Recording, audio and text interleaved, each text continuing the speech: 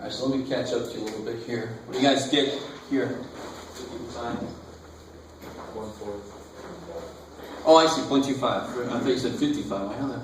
So 2 to the negative 2, so 1/4. Is that cool? Because the negative means flip. 2 to the negative 1, 1/2. Anything to the 0 power. Well, almost anything, but 2 to the 0 power is 1. 1 to the, got it. 2 to the first power. 2 squared. 4.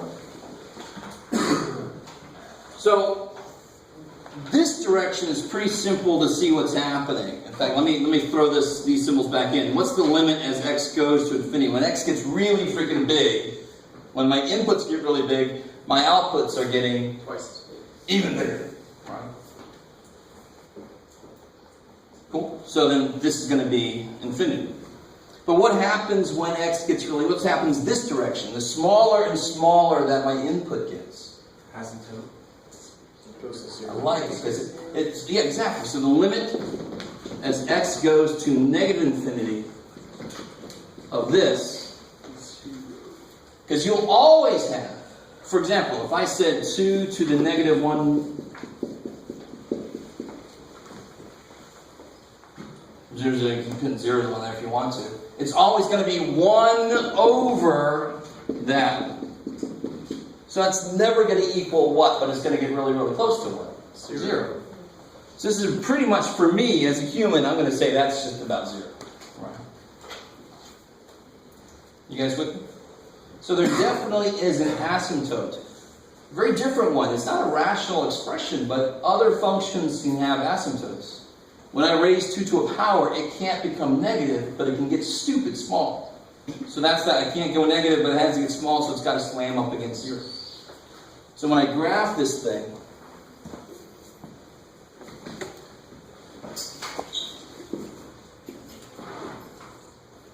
I've got my, let's see. So at 0, it's 1. At 1, it's 2. At 2, it's 4. At negative 1, it's 1/2. At negative 2, it's 1/4. And this way, it's going to infinity. This way, it's getting really, really close to 0. So that's the basic look of any exponential function. So if I had 3 to the x, the only real difference would be what, do you think? The rate. I like it. The rate at which it increases or decreases, right? Because now 3 squared would be 9. It would be the same shape. It would just go faster up and also faster down. Because 3 to the negative 1 would be 1/3, which is smaller than 1/2. Are you guys still semi with me? So the important thing about functions really is, number 1, do you know the shape? Number 2, do you know how to move them around, right? So in this case, we know the basic shape of it. But depending on the base, it's going to tell me how quickly it rises and how quickly it falls on the other side. Cool. Functions like this, what are they generally used to model, you know? What can I use a function like this to model, besides monsters' growth? Population growth. Yeah, population growth. Some kind of growth of anything. If I turn this bad boy around, like we're talking about plutonium or something decaying. Right, spewing atoms out, becoming less radioactive. Okay, so that could be radioactive decay if I turn that bad boy around. Or exponential growth. Throw a couple rabbits in a room, give them some food. Right, wait a little while. Okay. That's biology, real quick.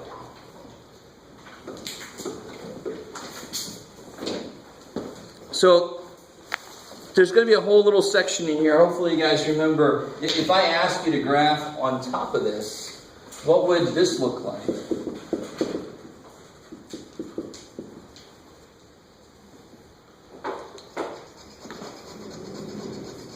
What would that graph look like?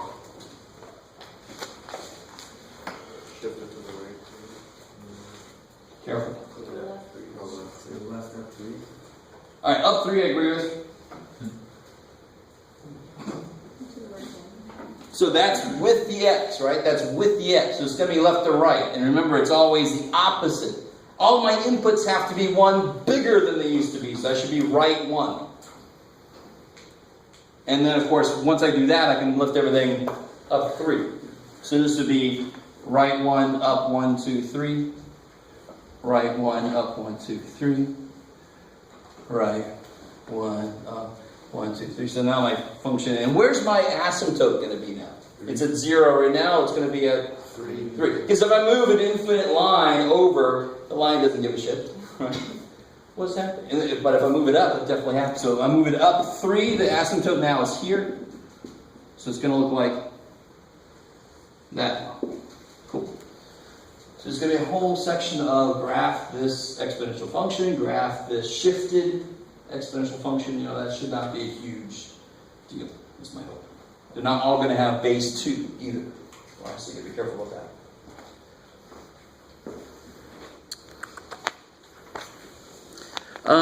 And one example of where we use exponential functions,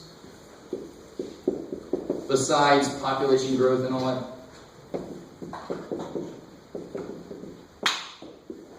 is in interest problems, which is not an area I myself am all too excited about.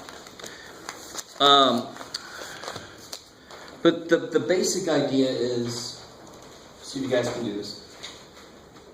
If I had $100, that's my principal. I'm going to put that in the bank. And the rate that I'm going to make per year is, let's say, 5% rate. How much do I have at the end of the year? So they're going to do what's called compounding once a year. So at the end of the year, what that compounding means is they wait till the end of the year and then they apply all the money I've made in interest into my account. So the next year what happens? I'm not going to be making money just from the $100. I'm going to be making money on the money I made in the first year. Right? The whole thing about you got to have money to make money is very, very true. Which is an evil cycle to try to break into. So how much am I going to have at the end of 1 year? Yeah, hopefully that's pretty easy. So the amount that I have at the end of 1 year is the principal times the rate plus the principal again, right? I'm going to do that times that and add it on top of the $100. So sure enough, 100 times 0.05 plus 100 is 105. So what happens the second year?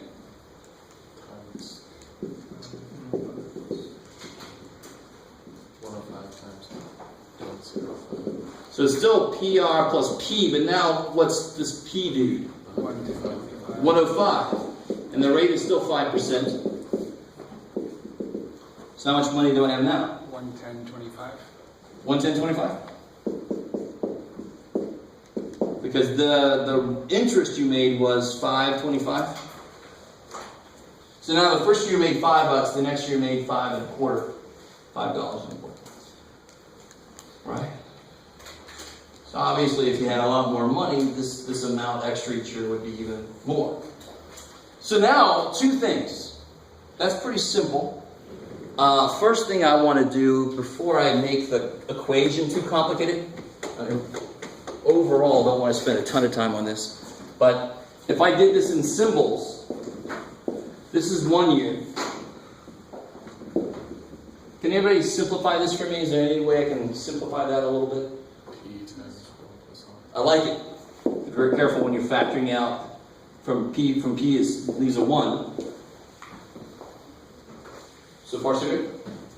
So that's like the $105 I got there. That's what that means. Right? 100 times 1.05 is 105. You guys with me?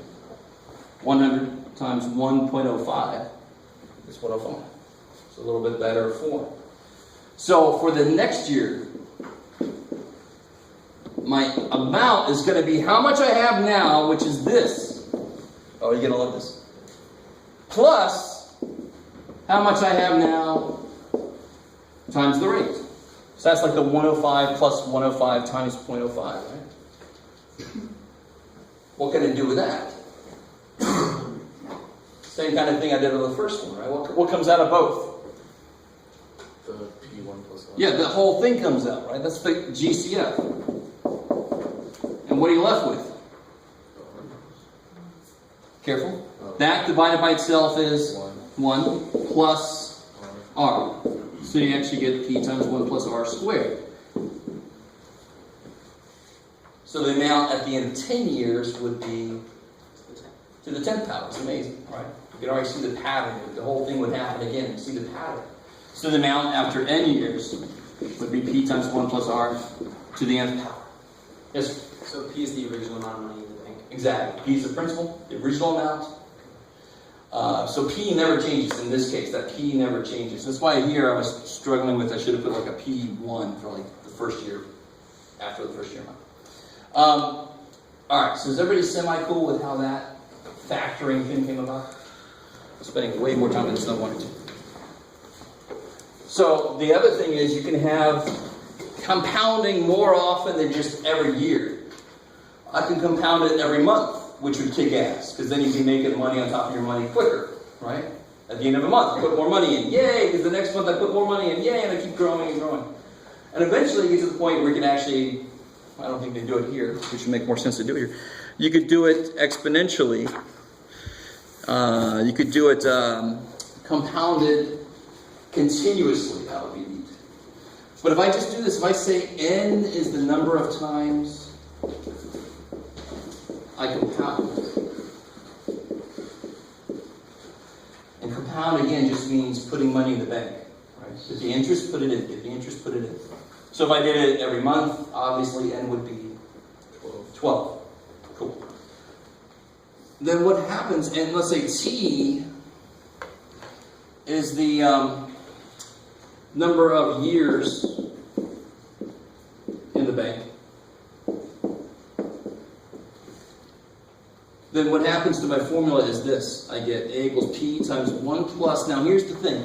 If the annual rate is 5% and I compound it monthly, I can't use 5% for every month. That would be wishful thinking. You with me? You guys, anybody with me? If 5% is my annual gain and I want to do it every month, then I'm going to do 5% every month. Then like 1 year is 12 years worth of money. That would be awesome, but no bank is stupid enough to do that. So what they actually do is they take your rate divided by n, which makes sense. If you want to do it every month, you take 5% divided by 12. So every month you get that much. So at the end, you get sort of 5% overall. Now, if t is the number of years, and n is the number of times per year that I do this, then nt would be the total number of times that I do this. So if I did it every month for 5 years, how many times am I going to do this compounding overall? 60. 60. 5 years times 12 months is 60. Right? So that's why that little thing makes sense. So that's that formula. Right? So P is your starting amount. N is your number of times, I put it up there. And T is your number of years, you're going to put it in there. So as long as you know what each one is, it's just a plug and shut problem. Yes, sir? This is compounding continuously? Not continuously. Okay. Yeah, they haven't put that in here yet. Yeah. This is just compounded monthly, or they could say semi-annually. What do you think that means? Twice a year, right? 2 times. They could do it quarterly, which incredibly enough is 4 times a year to me, right? They could do it daily, which, believe it or not, would be 360. To make things simpler, we just pretend like there's 360 days a year. So forth. But I don't think I assigned a crazy amount of problems like that. This is just one application of it. Okay. So I'm thinking 4-1. That's all there is to 4-1. And you all should have been exposed to exponential functions before now. So it shouldn't be horrible. The only possibly new thing is the transformations of the functions. I don't know if you guys have done that before this class. Left 1 up to whatever. Right? One little thing before I get too far. If I had a function that looked like this.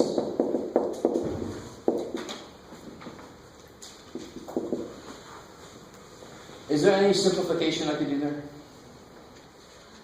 No. Okay, got 1 vote for no.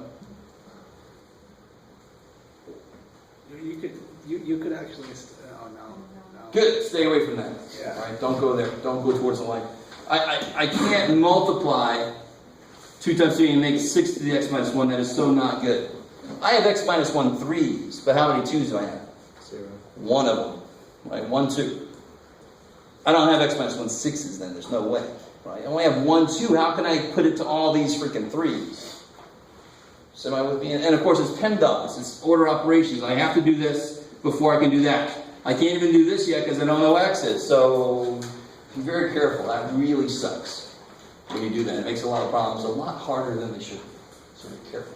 Do not make that 6. Okay. 4-2 introduces something that's a little funky.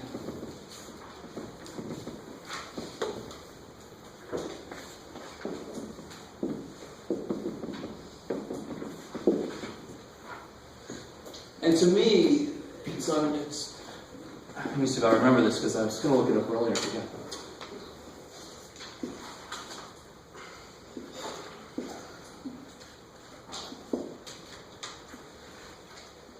Here's kind of something interesting, and I think this is how this works. I can't remember now. I always hate the way they introduce where this letter comes from. One little side note before we get into this. Where does pi come from? And don't tell me from someone's own. Where does pi, or Julian, I don't know. Where does pi come from? Radius of a circle. Curve of a circle. It's the rate at which a circle curves. Not really.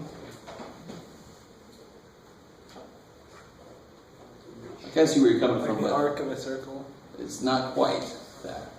It's sort of related to that. It becomes related to degree measure in a way, but that's not the most direct way, place that this came from. If you take any circle, I don't care how big, that circle, cut the earth in half, it's roughly circular. Ratio of the radius. I love it, exactly. Well, the ratio, if I take the ratio of the circumference, which is really the perimeter of the circle, it's its own special name, to the diameter, I don't care how big the circle is, circumference divided by diameter will be the same number. So you get all these different civilizations throughout time that thought that it must be a holy number, right? I mean, that would freak me the hell out if I'm just developing math and I'm like, when you divide these two things from the I don't care how big the circle is, it's the same damn number, shit. So of course they gave it its own symbol. You with me? So a lot of these numbers that have their own symbols, that's why. Because they keep showing up in places, or they're useful for something everywhere, or something. So there's a reason for it. So that's why. Like how big your freaking circle is, when you divide the circumference by the diameter, you get about pi. Right? So that's enough of that. So what was that to do with this? Well, because the letter E is related to that. We're not quite there yet. That is assigned to a number that shows up in a few different places. One of them is less interesting than the one I'm going to show you.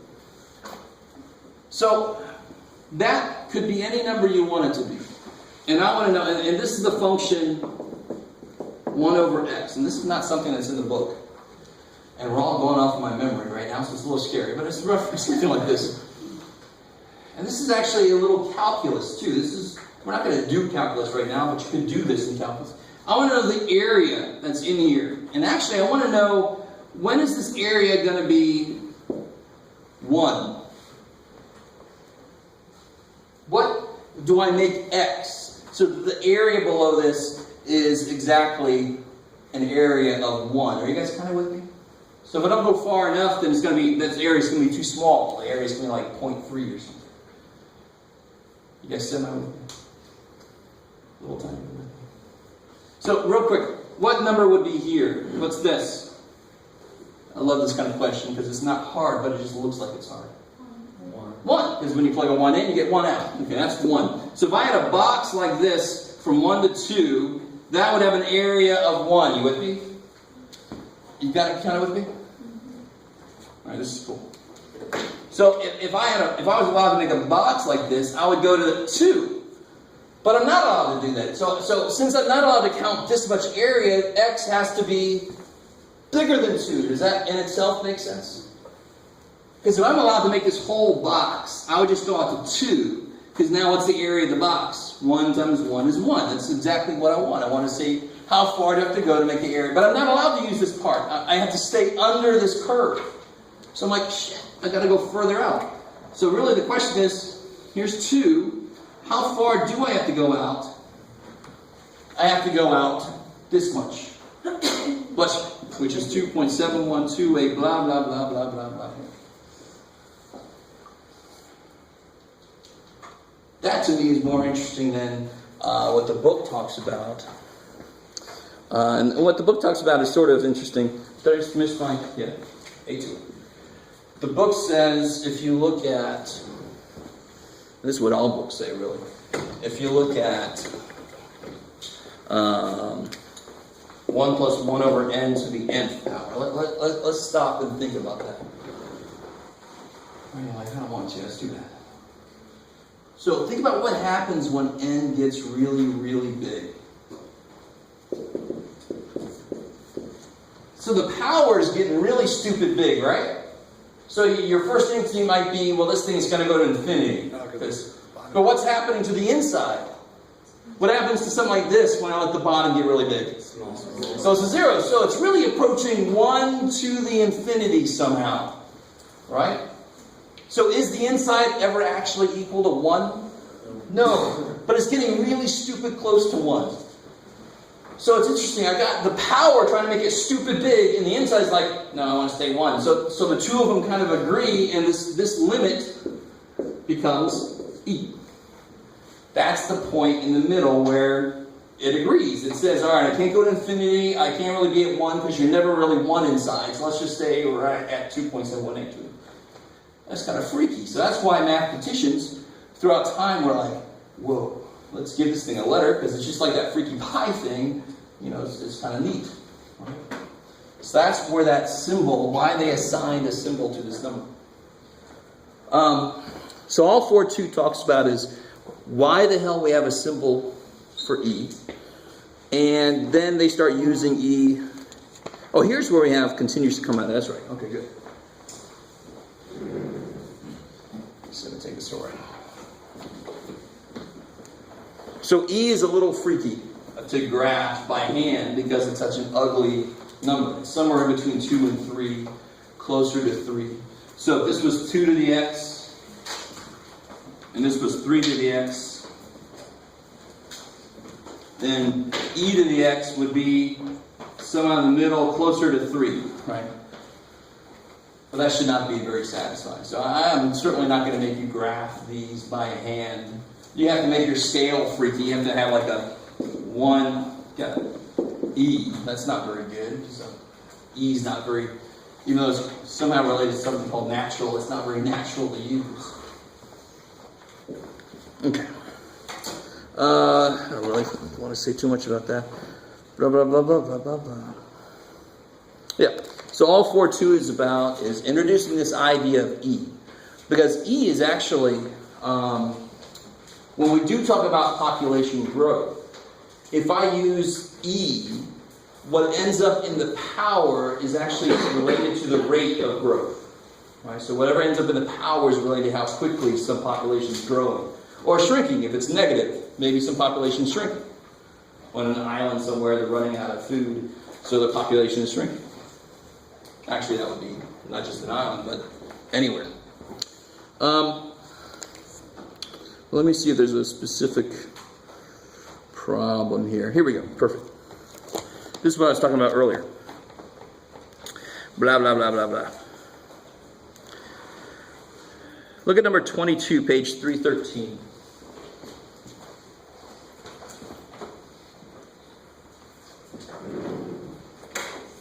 So if you have your book, read through that. Number 22, page 313.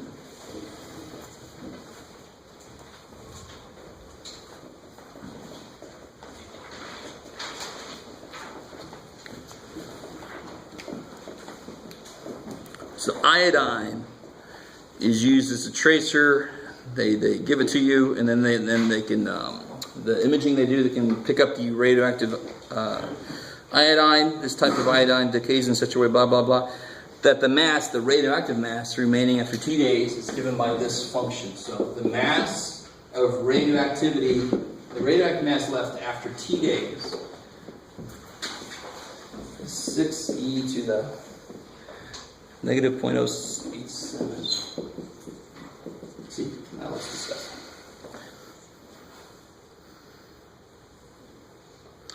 And this is measured in grams. I like it.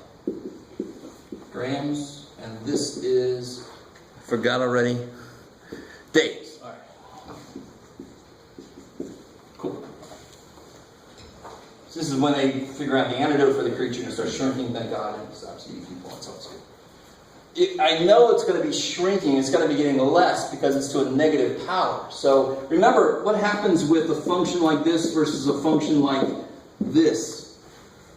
So e to the x looks like this, the blue line. What would e to the negative x look like? Flipped around the, you're doing it right, flipped around the y-axis. So e to the negative x would look like this. So that's why it's decaying. It's getting less and less and less and less. Good, so far so good. Cool, cool.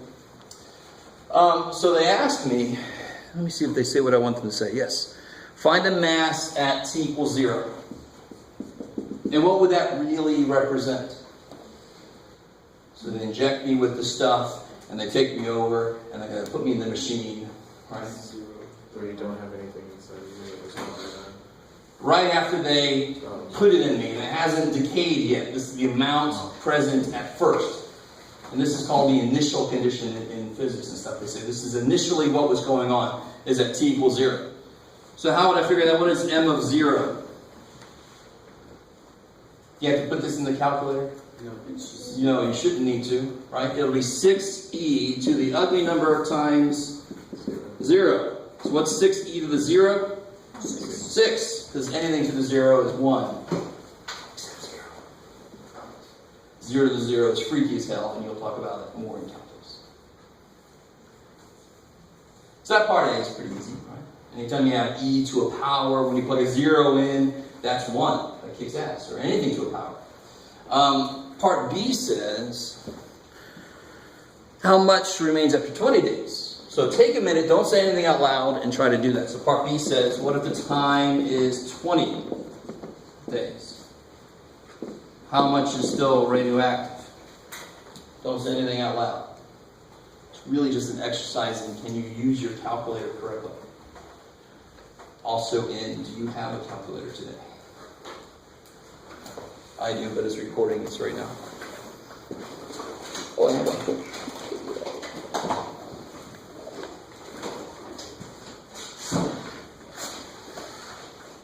So if you can't find your exponential button, just let me know. I'll show you.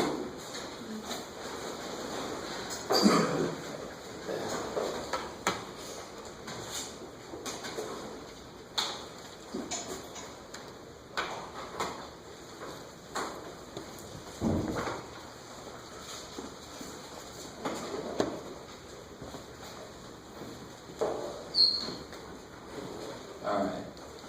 Should be enough time here. Who's got an answer for me?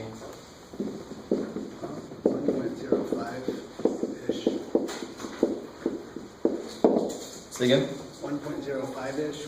I like it. 1.05-ish. That's about right. You guys, did everybody get that? The one thing you got to be careful about is whatever calculator you have, when you write E to that, when you hit that button, I would think in the newer TIs, it would just keep everything up there. In the older TIs, it would have like that. Just make sure you don't close that until you put the whole negative 0.87 times 20. Now it's, you guys with me? So make sure you can do that, because obviously I'm going to ask you a question like that on the test. So that means after 20 days, what the hell is in it? Grams of it? Yeah, so how much is left that's radioactive? 0.05 grams. Yeah, 1.05 grams. I love it. And what is this related to when they find stuff like a candidate for the Shroud of Turin, or they find fossils? They do carbon decay. So I love it. Carbon-14. We know how long it takes for carbon-14 to decay to be so much for what it was before, so they figure out how long it must have been that thing was just laying around. So you get an approximate date for where it was from. You guys have all heard of carbon-14 dating? Every now and again it shows up in the news, and they... Okay. Cool.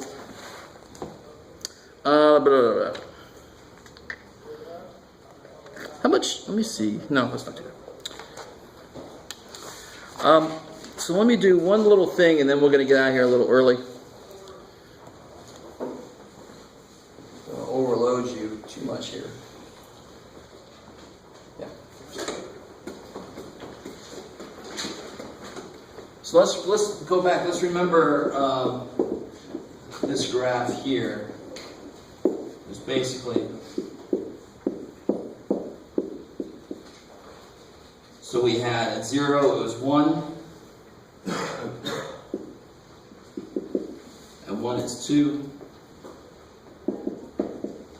And at -1 it was 1/2.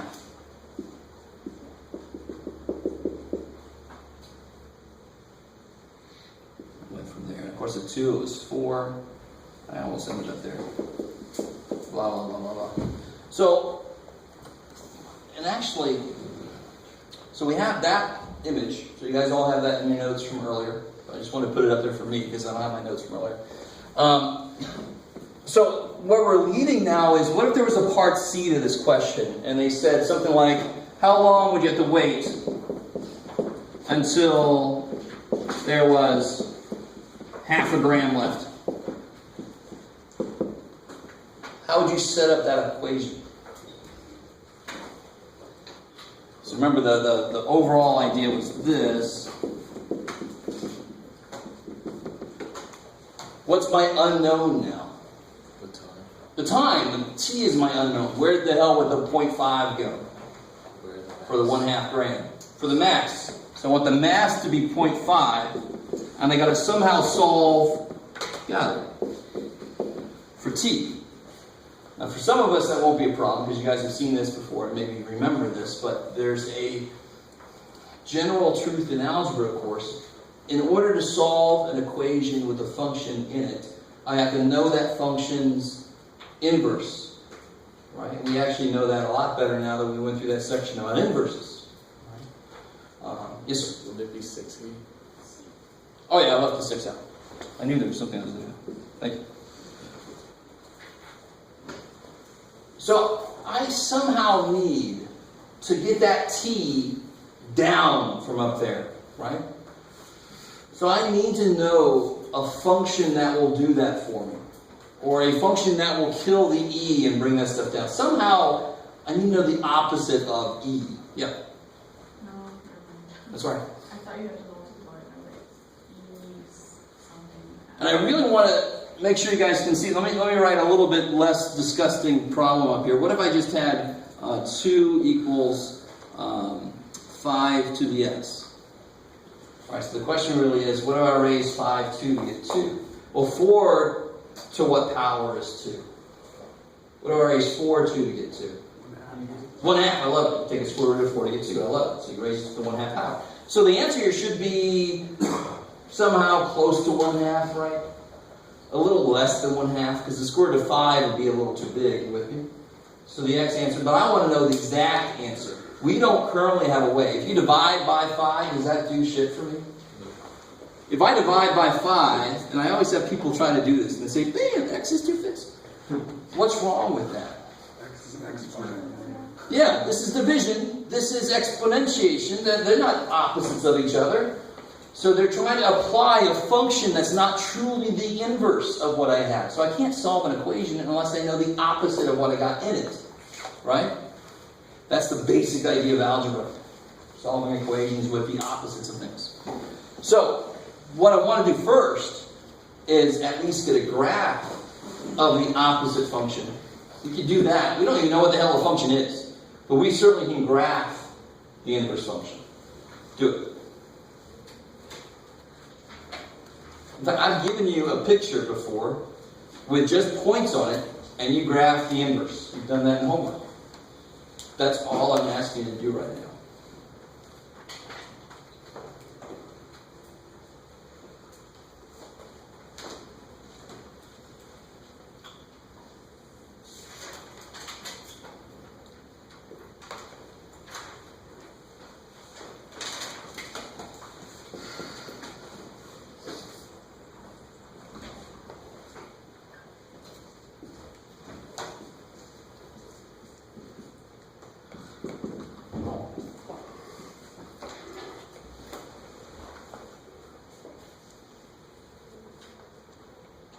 this helps you guys out. So either you got the idea and it's quick, or you have no freaking clue and you're like, just tell me. So what does an inverse function do with the points of the original function? Swaps them, right? The original function's input is now the output, right? And vice versa.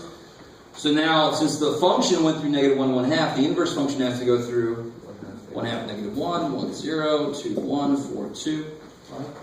So if I want to graph the inverse function, it's got to go through 1/2, -1, 1, 0, 2, 1, 4, 2, and what aspect of the original graph has to be there still? Where would it be?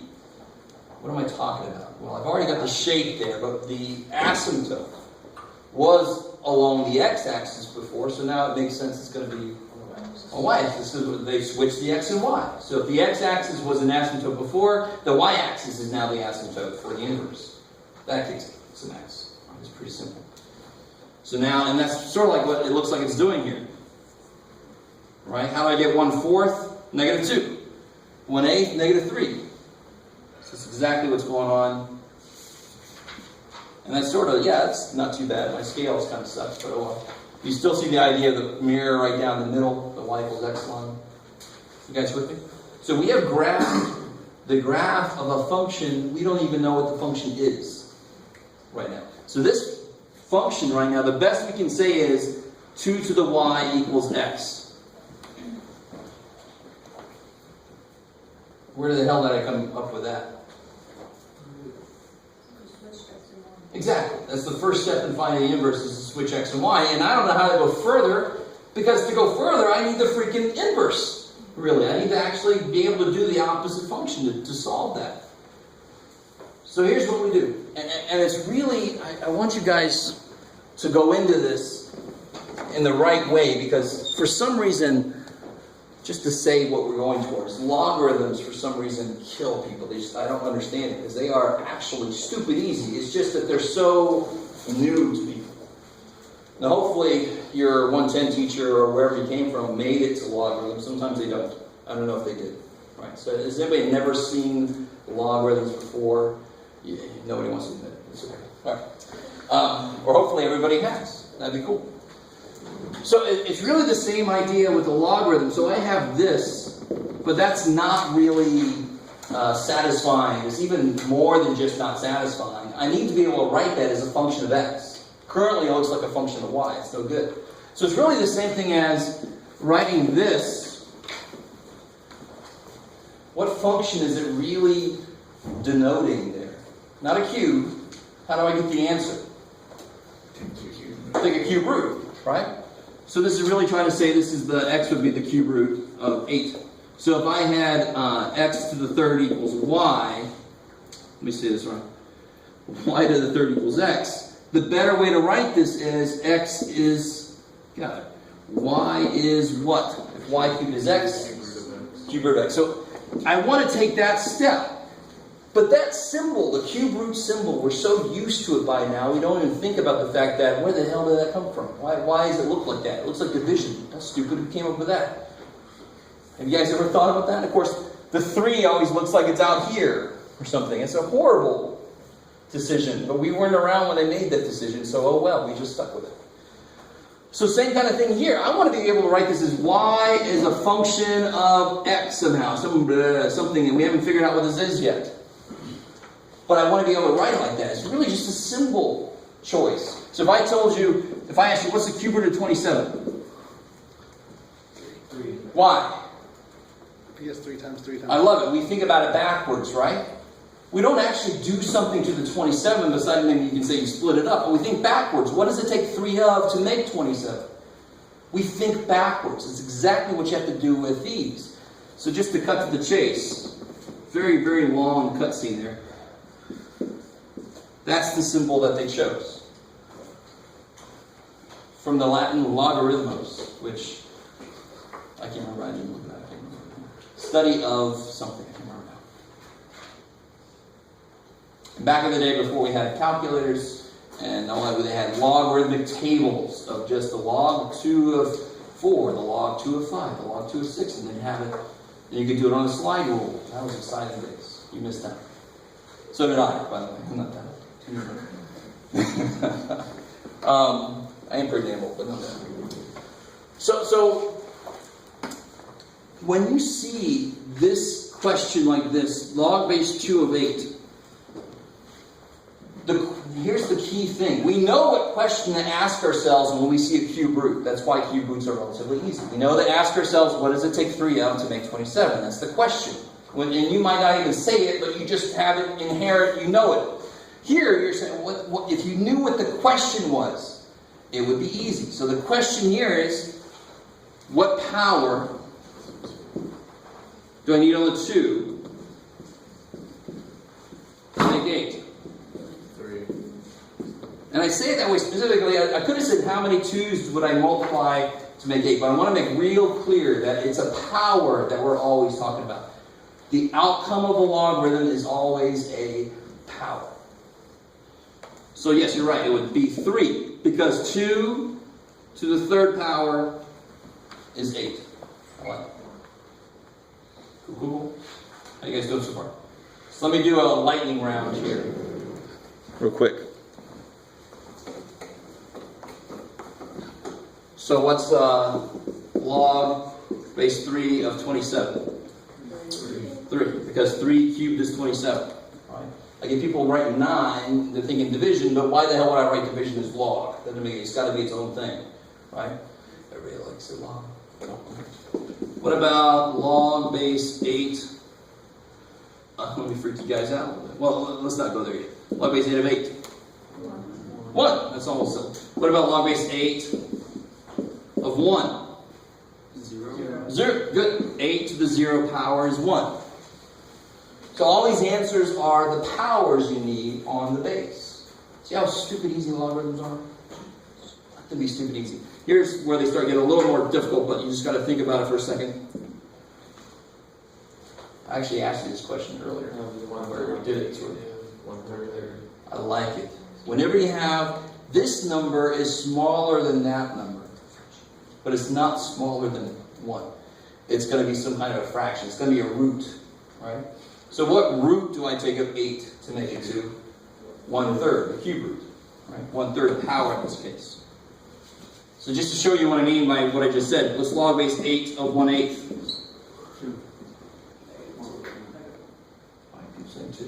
8 squared is 64.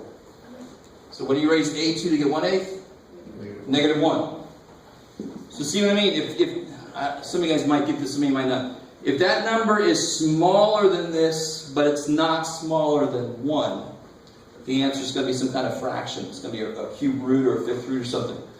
If that number in there is actually between 0 and 1, it's going to have to be some negative power to make it go down that far. You guys with me? Okay, maybe. Because, of course, if it equals 1, if this inside is 1, that's 0. So it's bigger than 1, it's got to be some positive but small number. If it's less than 1, then it's got to be some negative number. Maybe that makes sense. Yes, sir. When stuff doesn't go in like cleanly, like log base 3 to, not 3. How would you write that? Like, how would you want to say So if they gave you log base 3 is 7, yeah, then you say stupid book. Well, we're going to learn how to do that because you do not have a log base 3 button on your calculator. But what do you have on your calculator? You have a log base. Good. So you have two things that are really weird. One of them you might not even realize is logarithmically related. I like that phrase. Logarithmically related. Log base 10 is one of the most often used logs. Like the square root is the most often. And if I just write that, you know it's a square root. Even though I don't have a number 2 in there, we just decided sometime in history, said, let's not write the 2, let's save some time. And we've saved billions of hours of writing the 2 over the centuries. Right? It's crazy what we've done for humanity.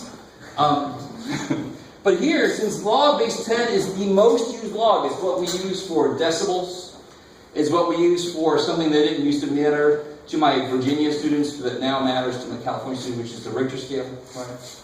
We use log base 10 for the Richter scale. We just don't write the 10. When you see log, it's understood to be base 10, just like when you see root, it's understood to be square root. You guys with me? Not a big deal. The one that's freaky, this is the only time you're ever going to see me write this, because that, to me, just feels wrong. We never write that. We actually use ln. So if you see your E button, I can't remember now the graphic, right above it should be ln, or below it. Let's see. Well, there's your log with 10, and there's your ln with E. See how they go together? It's kind of nice, so it reminds you which one goes with which. And there's also, if you go into math, they have a log base. And, Oh, that's fine. They can do that. sorry. If you hit that math button, which is, if I'm somebody who's a little new to the TI, of course I'm a geek, but you hit that math button just to see what the hell it does. I mean, there's a math button on a calculator with do math. It gives you a list of all the schools. One of the first ones is absolute value. So they do have a log base. Yeah, it's A. If you go in there and hit A. Sweet.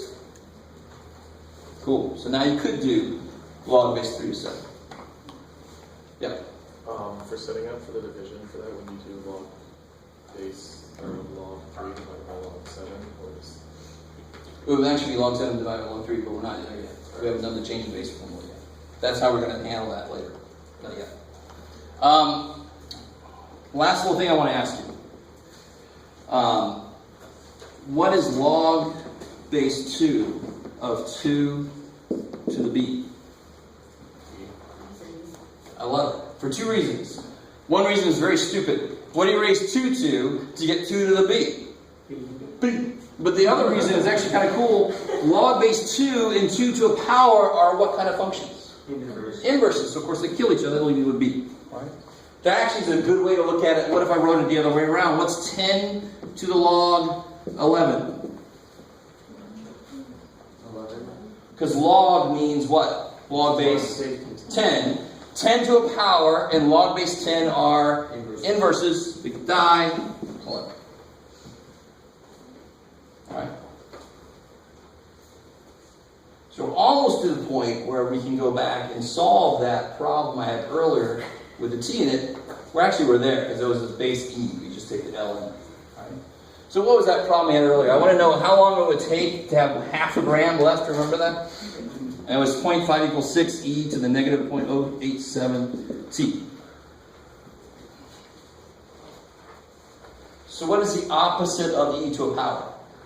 ln. But why do I not want to do that yet? So you still want 6. 6 is in my way. Right? So divide by 6. So then I get 1/12. Whatever that is as a fraction. Equals e to the negative 0.087 t. So the whole problem was the stupid e had an it stuck up here. But now if I do what to both sides, which I actually just said a minute ago, take an ln of both sides. So we're only taking the square root of both sides to kill a square. Same exact idea. If you take an ln of both sides, that cancels. I get ln of 1/12 equals negative 0.087 t. You can do the ln of 1/12. Be careful when you put it in your calculator. ln parenthesis 1 divided by 12 parenthesis, right?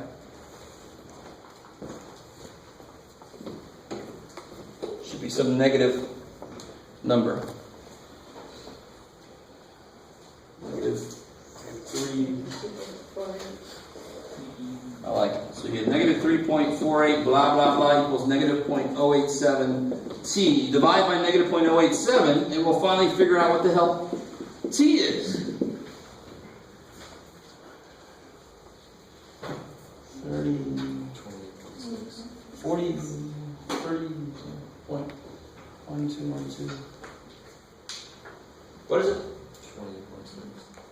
20.6. 20.6? That's close. Oh, that's funny. 28 days later. Just a little over 28 days later. Where's all my any more people? Alright, come on. So remember, this question was all about you inject somebody with radioactive iodine. Hopefully because you're a medical person. And then this means that, what does this mean again? This means that if we wait 28.6 days, the amount of radioactive iodine in their bloodstream should be now half a gram, right? Half a gram of it should be left. I like it. Okay, so today we officially made it through 4142, and we just barely started section 4.3. So next time we'll pick it up from there.